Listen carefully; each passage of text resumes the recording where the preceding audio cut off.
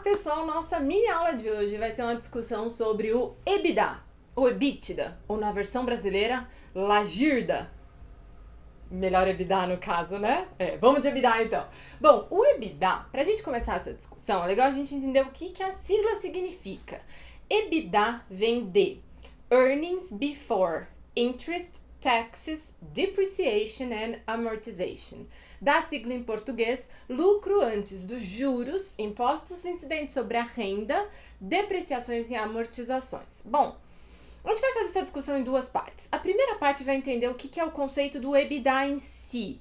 E no segundo momento a gente vai discutir o EBITDA ajustado, que foi uma medida pedida por vocês nas perguntas recentemente. Então vamos explorar, mas para a gente entender o EBITDA ajustado, a gente tem que antes discutir o EBITDA. Bom, o EBITDA, como até o próprio nome sugere, EBITDA, ele parte do EBIT. Vamos começar do começo.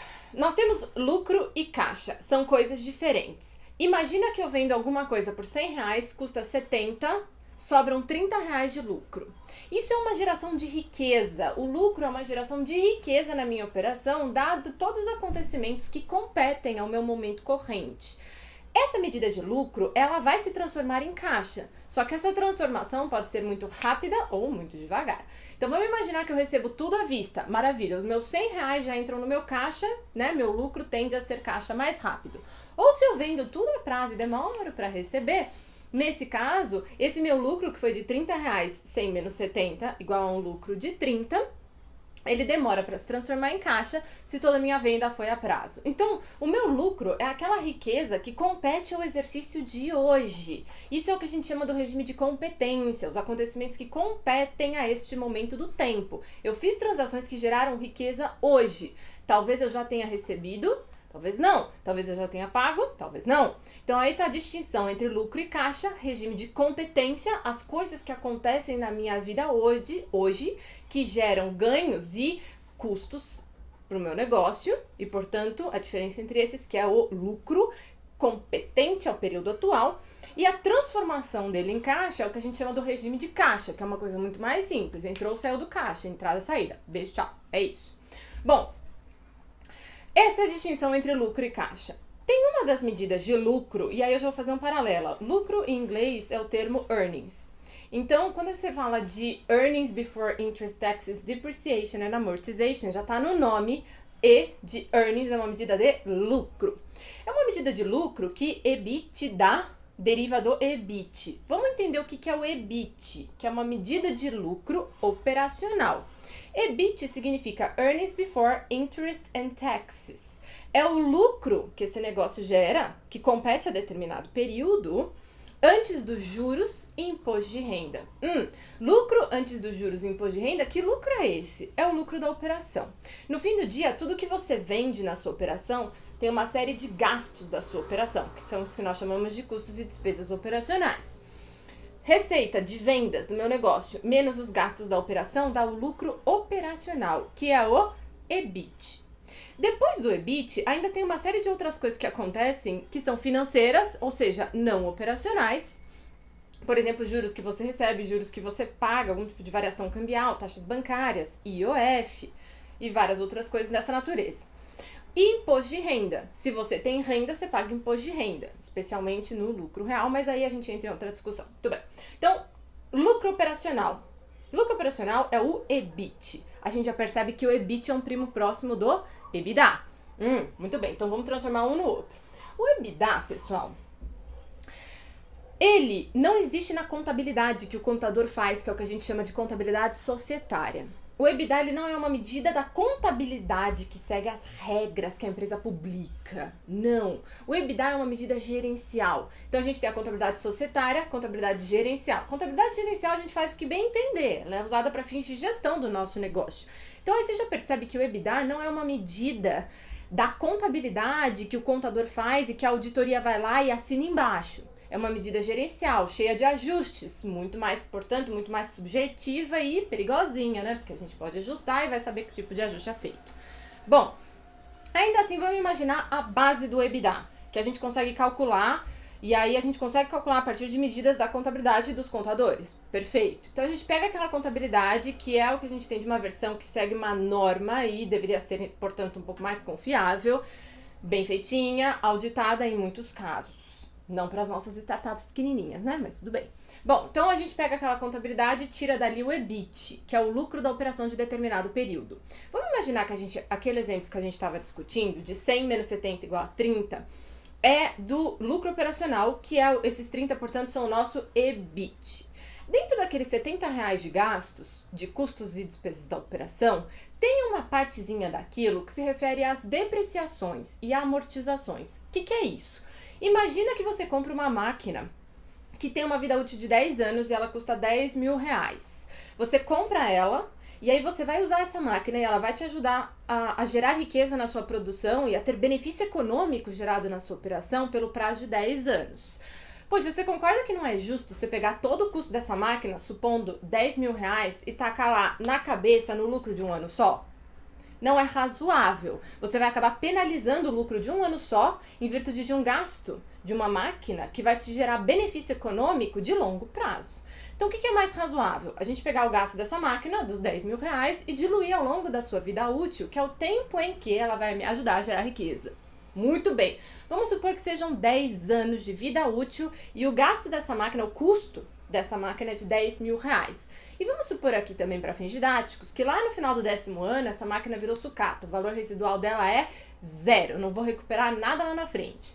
Então, quanto eu vou depreciar, ou seja, consumir de valor dessa máquina ao longo dos 10 anos, são todos os seus R$10.000, que é o seu custo. Essa depreciação está associada, portanto, ao consumo de valor de um bem imobilizado. Então, eu vou pegar o gasto dessa máquina, o custo, vida útil de 10 anos, o custo de 10.000, mais ou menos aí, depreciação anual de R$1.000. Muito bem. Então, quer dizer, uma parte dos gastos que estão dentro dos meus custos e despesas da operação são essas depreciações. A depreciação se refere a um bem físico, como por exemplo um computador ou máquinas, equipamentos, e ela se refere ao consumo de valor dessas máquinas e equipamentos ao longo da sua vida útil. Da mesma forma que uma máquina, vamos supor, um computador deprecia, um sistema operacional que roda lá dentro, um software, que eu também comprei e pelo qual eu paguei, ele se amortiza. Então, eu deprecio máquinas e eu amortizo intangíveis. Nota, parênteses, que essa amortização do intangível não tem nada a ver com aquela amortização de empréstimo. Meu Deus, não vamos confundir essas duas coisas. Isso que a gente tá falando não tem nada a ver com a amortização de empréstimo, tá? Tira aquela amortização da cabeça, foca na amortização do intangível. Muito bem. Então, agora vamos imaginar o seguinte, vou mudar meu exemplo.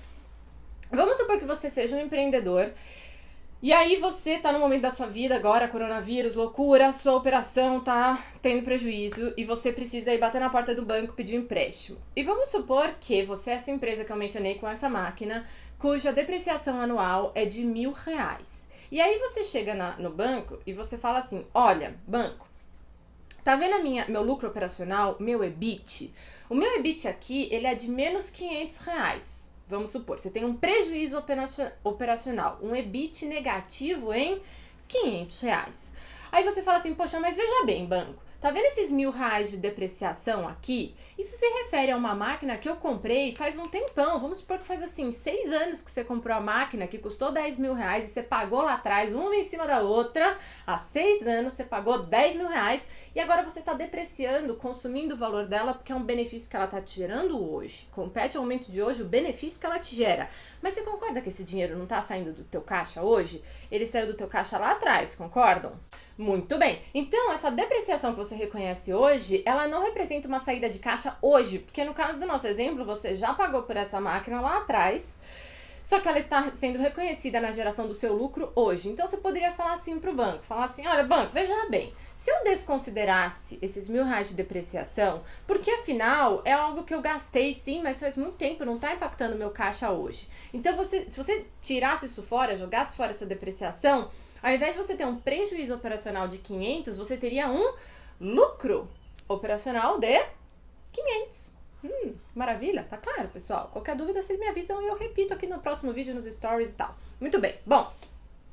Então, o que o EBITDA faz? O EBITDA ele pega o seu EBIT e ele desconsidera depreciações e amortizações. Daí vem a sua sigla, EBITDA, né? Para os íntimos, EBITDA. EBITDA é o Earnings Before Interest and Taxes, leia-se EBIT, lucro operacional, antes também das depreciações e amortizações. Que maravilha. Então quer dizer que meu lucro operacional, se eu desconsiderar, ou seja, se eu fingir que eu não tenho os gastos de depreciação e amortização no período, ele é o meu EBITDA.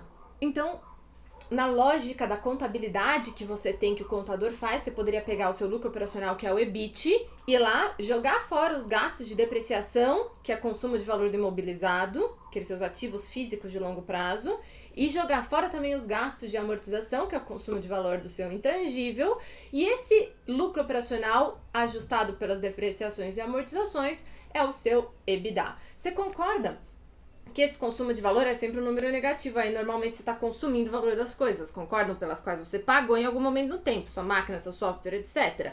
Então toda vez que você calcula o EBITDA ele é maior do que o seu lucro operacional, que é o EBIT. Por que o EBITDA é tão calculado? Porque ele considera a nossa operação do dia a dia, de curto prazo, desconsiderando esses outros ativos que também são operacionais, mas que têm um benefício econômico de longo prazo, impactos em caixa que a gente imagina que também tem um longo prazo, que esse é o chamado CAPEX. Então, o EBITDA é uma proxy. Proxy é perigoso para a gente entender o que é proxy aqui, mas o EBITDA ele é uma medida de lucro operacional de curto prazo. E o EBITDA ele é muito bom para a gente comparar com o chamado FCO, que é o fluxo de caixa operacional. Uau, né? É isso, EBITDA. Pá. Até aí, beleza? Então, aguardem cenas dos próximos capítulos, porque aí a gente vai falar de exemplos de EBITDA ajustado, inclusive contando com cases, por exemplo, do WeWork, que foi um case emblemático, do EBITDA ajustado por comunidade, que será que é isso? Ou JSL, Júlio Simões Logística, uma empresa de frota, e aí o imobilizado é a frota, e como você vive com esse EBITDA. Então faz assim, não percam o próximo episódio.